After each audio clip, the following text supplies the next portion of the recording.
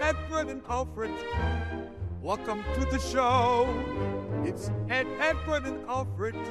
They'll keep you in the know. Anyway, but it's come out of the closet, so to speak, now, so people can get it for medical ailments that they have, but it's got to be prescribed by a doctor, right? Yes, so it's technically called a certification because only medications approved by the FDA can be prescribed, so to speak. So there are certain practitioners in the state who are registered certifying practitioners.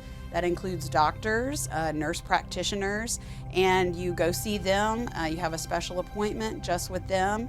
And most doctors are not trained in marijuana at all. Medical school is not teaching doctors about marijuana, or cannabis. So most doctors don't know anything about it and don't really feel comfortable. But there are practitioners all throughout the state that can provide those services for you. So it's a specialized area in medicine where certain doctors are able to prescribe it and certain doctors don't prescribe it, right? Yeah, that's true. And any practitioner who's licensed with the Board of Health can become a certifying practitioner. You just have to, go through the registration process to do that. And then there's tons of medical training throughout the country that doctors engage in, but usually it's because the doctor has sought that education out. So at this seminar on the 6th, which is tomorrow in Gulfport, you will have doctors there that can see patients, and these doctors are able to prescribe it, right? Yes, we'll have several certifying practitioners on site.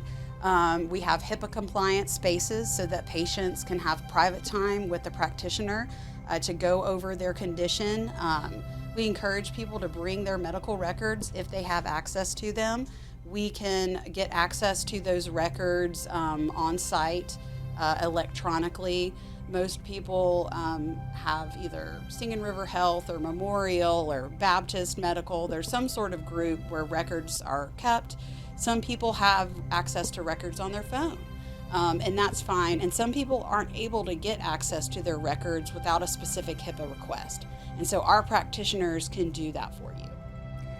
And there are many forms that it can be prescribed in, right? So we've got something that would be the actual herb, which I guess a lot of people still smoke, but it comes in other forms too, right? That's correct. So there are certain patients who, because of their cancer treatments, they have problems with their lungs, and so they don't consume cannabis. They don't inhale it, right? Mm-hmm. And so what they will do is stick to concentrates or in food, meaning they will put concentrates in their own food, or they will eat edibles, or there's tinctures. There's also topical treatments. For pain, you could put on a THC patch that will last throughout the day.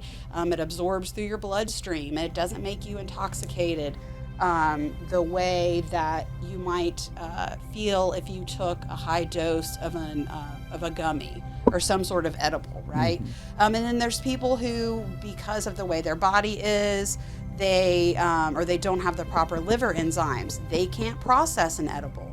So again, that might be a point where you want to go through your bloodstream or you want to inhale the product because your body can't process it. So, if you can think of a product, Mississippi probably has it. Okay, let's look at that little poster one more time before we go. It's the event is in Gulfport, and that's for Saturday, September 6th. It's in Gulfport at the Gulf Coast Event Center at 9475 Highway 49, and then there's another one on the 13th, and we'll talk about that next week, but on the 13th you have one in Ocean Springs coming up, right? That's correct. Okay, Elizabeth, thank you for being with us today, and we'll talk to you next week and in preparation for the next event on the 13th in Ocean Springs, okay? Thank you so much. Thank you. Edward and Alfred, welcome to the show. It's Edward and Alfred, they'll keep you in the know.